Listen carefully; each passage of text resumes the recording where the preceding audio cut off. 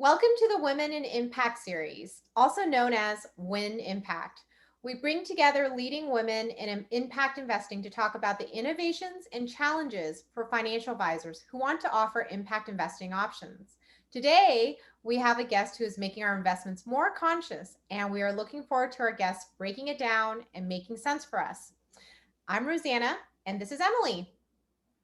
We're your host for the WinImpact series. And today on episode 8, we're talking to Min Zhang, founder of ConsciousCo, a fintech startup that empowers investors to reduce the ESG impact of their portfolio holdings. Min has experience in both investment management and wealth technology. She founded Totem Risk, which helps investors understand how much risk they can afford based on individual situations. She then enhanced digital experiences at Goldman Sachs Personal Financial Management, and Min has graduated from Stanford Graduate School of Business and Dartmouth College. We're excited to have you here, Min. Thank you for having me. Of course. So, Min, in a previous conversation, we discussed this idea of circularity. What does circularity mean for the investment community, and what will ConsciousCo do about it? Yeah, so circularity originally means reusing the raw material at the end of the life of a product. But when I look around, I see a lack of circularity in almost everything we consume. Actually, from the moment we are born, we start to have a negative impact on the environment, and unknowingly. For example, my 2-year-old has already used about 5,000 diapers. If we had kept all of them, they would have filled this entire room here. But instead, they go into landfills and produce methane, which is about 20 times more powerful than carbon dioxide. It is a great product. It works very well. It's convenient and affordable, but it lacks circularity. So because we have created almost every product to be linear rather than circular, in aggregate, we're facing a huge non-monetary price tag for our economic growth and our convenient lifestyle. So our planet is on the verge of multiple tipping points, and our social inequality is at an all-time high. So some investors may say, yeah, I'm aware of these problems, but what can I do about them? It's not like I can single-handedly save the rainforests, clean up all the waters, or eliminate hunger. But if money was the problem, why not let it be the solution? It actually has a good shot if we let it. We can see that our money or how we're invested is really both at the beginning and the end of this broader circularity. Our capital is what fuels the business strategies and product design at the beginning. And in the middle, you have like marketing, distribution, consuming and disposing of the products, all of which can have some kind of externality or ESG impact. And then at the end, we get the financial return, positive or negative. And if we look at it this way, our money or our investment decisions are uniquely positioned and extremely powerful. But most investors, big or small, are not aware of this. Hence, we've been taking a backseat in sustainability and impact when we should be actually driving it. ESG has been a secondary concern or marketing label despite good intentions, when there should be a primary concern to every part of this economic process. So my second observation of this circularity is that we're not really aware of what our money is up to, are we? Is it actually doing any good, or is it helping to destroy the earth? And the last point is, why does this circularity have to stop at financial returns? Why not let our money realize its full potential and close the loop of all of its impact? Mm-hmm. So at the beginning of the circle, we can do activism, or we can give it back at the end of the circle to directly mitigate our negative impact and even reverse it. So since activism, consumer behavior, and policy changes may take a long time, we can make an impact much sooner by giving to the organizations that are directly saving the world. You may say it's true that investment community actually already gives a lot, right? Like larger firms have foundations or ESG initiatives, and many high net worth families have philanthropic giving plans. But I think that one, there can still be more giving and broader across all investors. Think of every portfolio, no matter how small, as an endowment for the world's future. And two, the giving can be more focused on ESG. I've donated to my schools before, but they don't directly go to solve for some of the most pressing issues. And three, how can we help all investors give more easily and give consistently? So going back to your question, with ConsciousCo, I'm hoping to empower the investment community to leverage our unique positions to what I acronym as RESIG, restore the environment, awaken our society, and influence governance. And tactically, I'd like to first figure out how to make this giving part happen, this end of the circle part I just talked about, and then figure out how to help most investors take part in good activism more easily. Min, that's so interesting to hear. The thing is, though, it can be pretty difficult to actually make money the solution and implement change. So how exactly will ConsciousCo work to make money more conscious? And how will technology play a role in your ideas? Yeah, I do realize it's not trivial to ask investors to save the world, but there are a few proven ways that we can experiment to implement the change. First, I think we need to make this consistent giving towards ESG really easy, and technology will certainly enable that.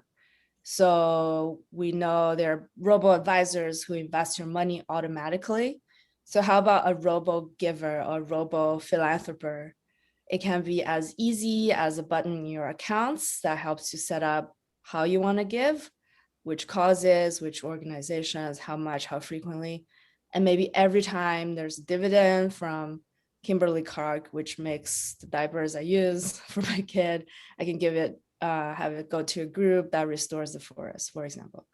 So the robo giver executes the giving and reports back what impact has been made, hopefully quantifiable, right, along with tax deductions. And in the background, they do all this in the background while we go on with our lives. I think of it as a way for money to work harder for us by allowing it to do good on the autopilot. The second thing is I'd like to try this portfolio approach of giving back. So this means instead of having to pick one issue or one organization, or in my case, not being able to pick anyone at all because there's so many issues, we can build a portfolio of recipients, just like how we build diversified investment portfolios. We can, one, identify the most important issues caused by our holdings, to figure out which organizations or companies are best at solving these issues, and those that provide visibility into their work and are able to quantify the impact are more preferred. So for diversified investment portfolios like index funds, an initial approach can be just to identify what are the greatest problems that our overall economic growth has caused, right? Instead of looking through individual stocks. So take the restore environment dimension as an example. We should just listen to scientists because they're closest to the truth. The sustainability scientist, Johan Rockström, proposed 9 planetary boundaries. We have crossed 4 of them already, and 2 of them are deep in the red zone, but are lesser known. One is the loss of biodiversity. We don't think about when we use a paper cup, we're not just cutting down trees, but we're also destroying the natural habitat of zebras and elephants and all the animals that my daughters learning about may not be in existence anymore when she grows up. And the other is over fertilization, which kills everything in the waters. And that's making our oceans empty, and we don't see that because, it's not as visible. Perhaps we can start looking for solutions for these two issues, while most ESG investors are more focused on climate transition, which is also super important, but let's look somewhere where people are not looking. So similarly, the social and governance dimensions, we can think about what are the asymmetries that our portfolios support and benefit from, that we may not be aware of, right?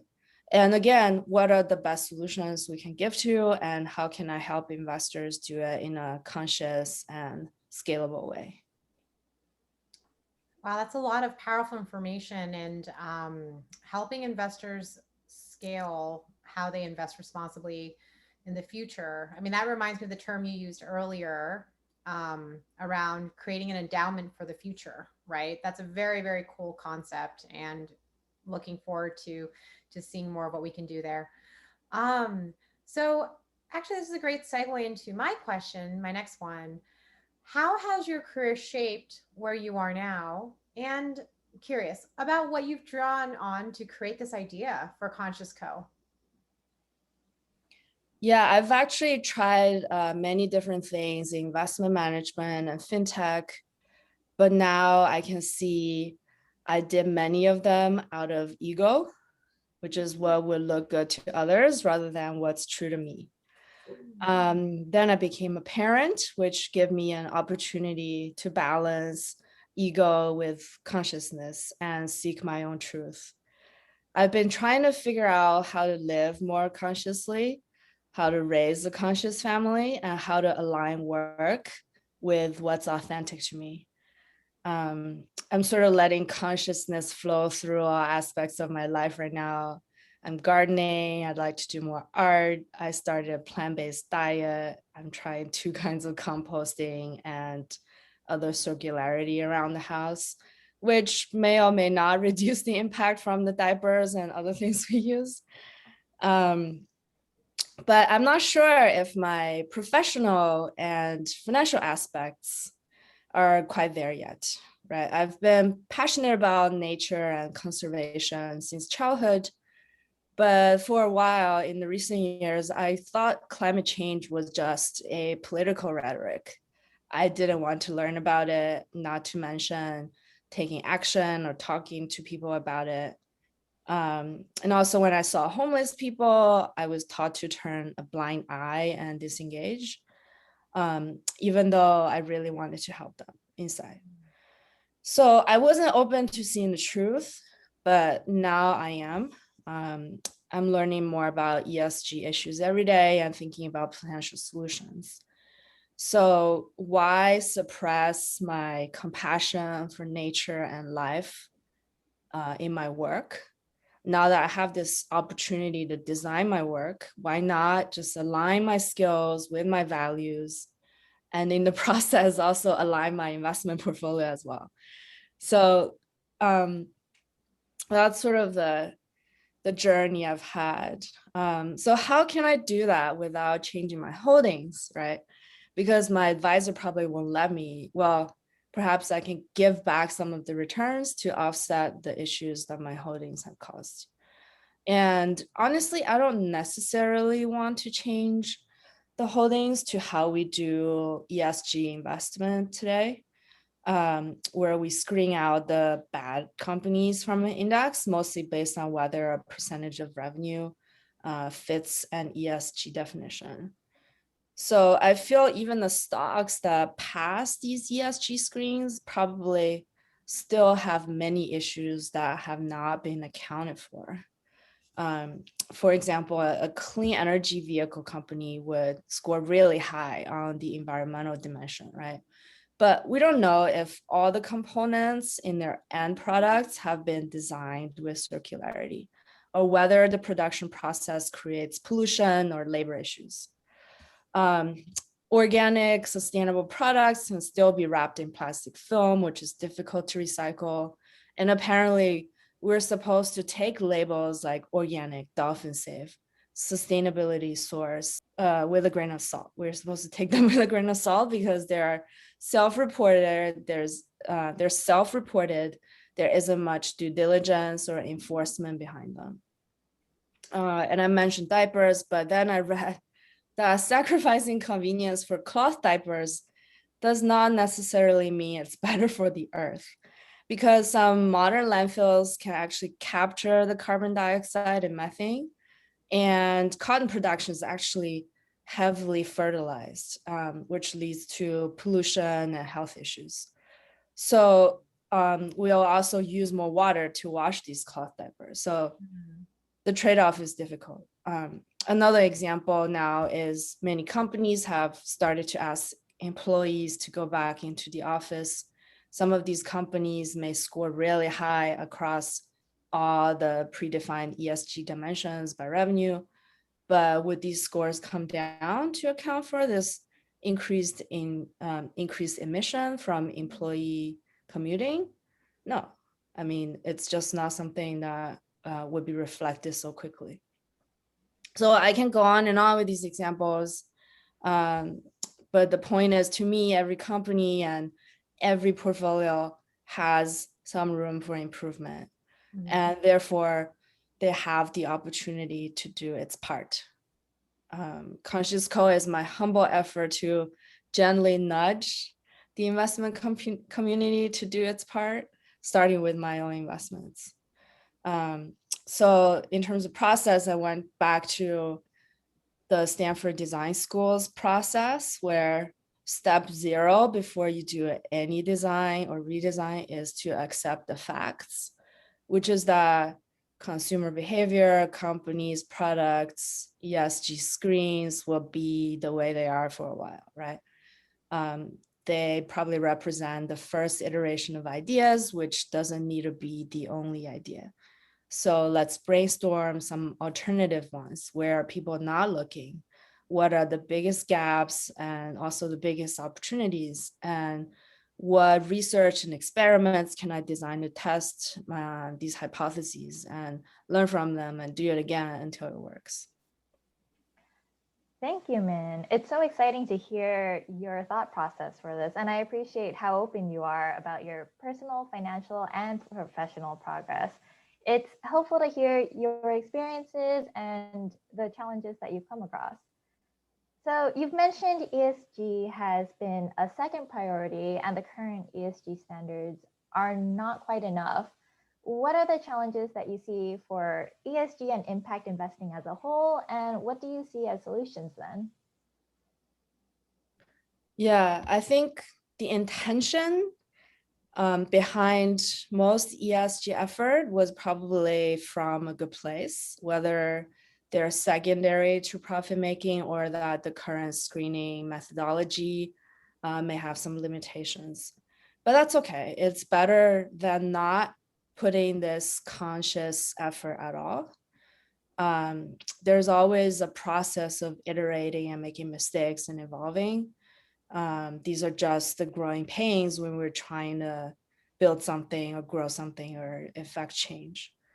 I think besides improving data quality and moving ESG from the bench to the center stage, we can also do more activism for ESG. And 2, we can be even more conscious of the unintended consequences.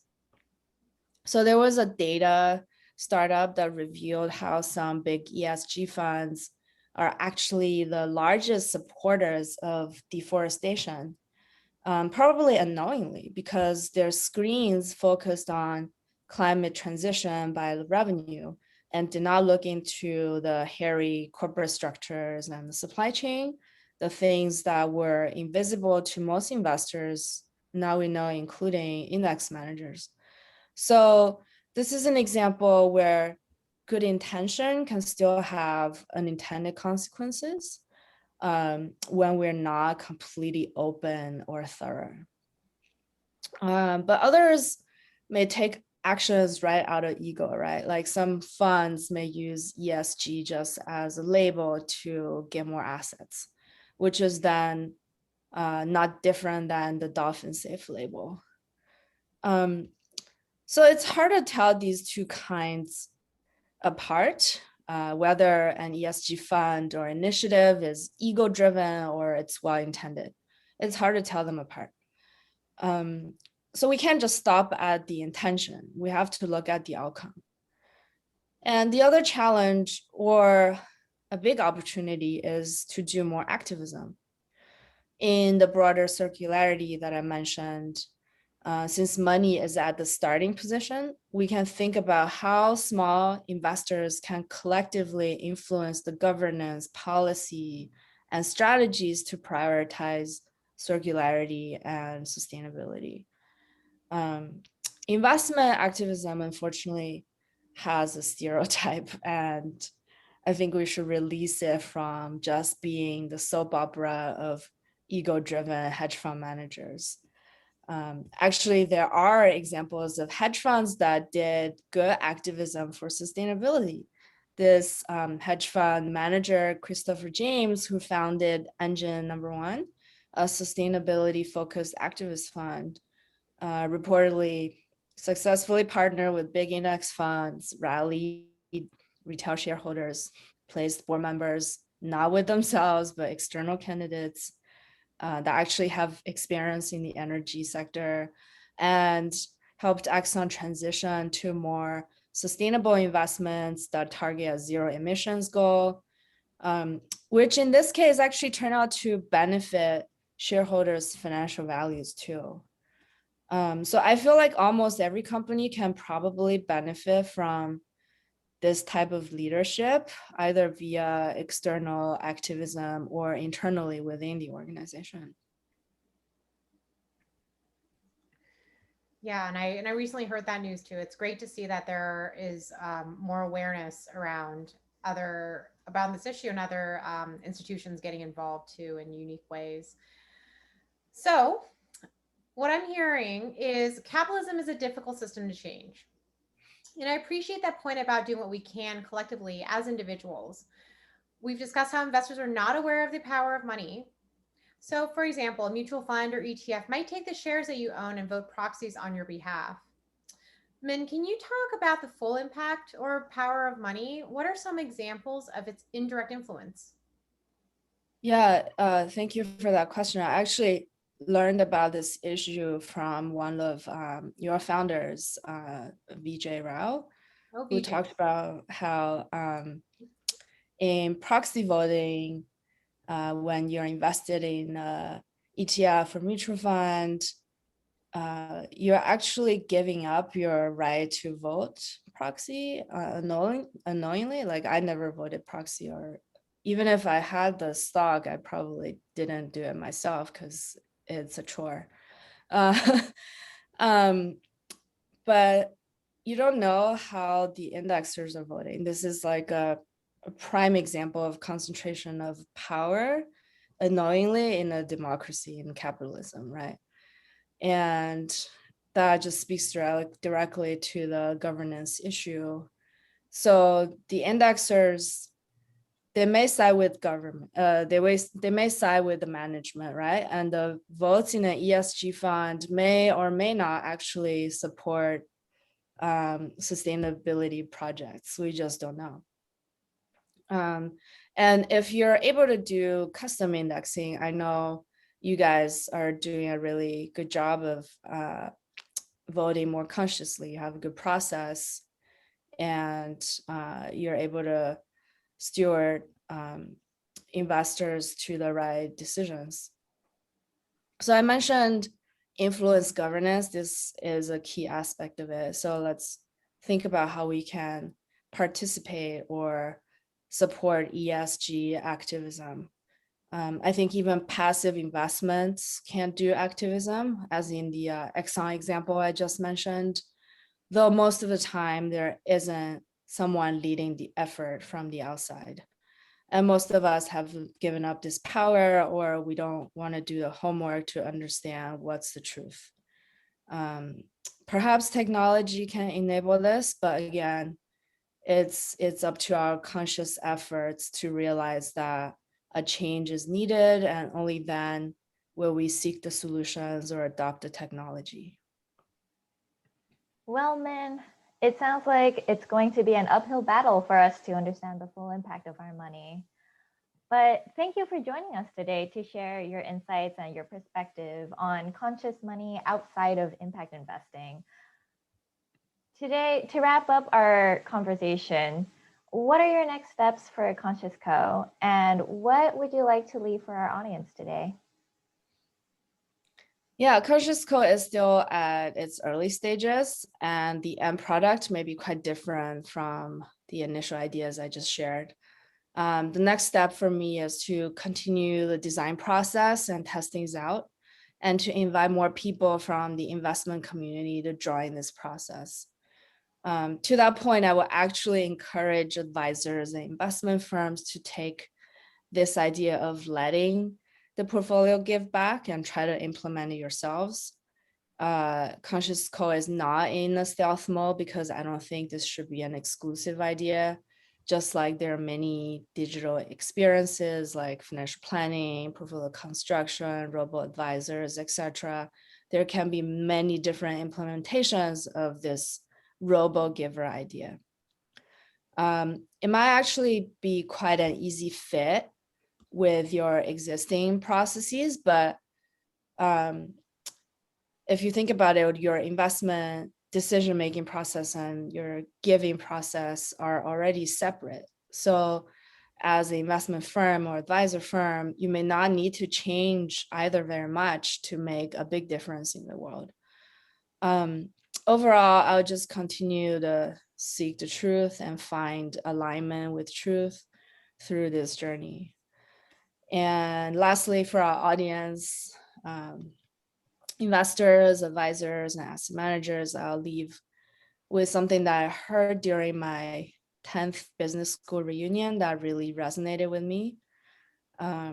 This young alum, class of 2018, I think, Patrick Schmidt, who founded Free Will, gave a session on estate planning. And he said, most people think of estate planning as a financial chore, but how you give your money is actually the greatest expression of your life.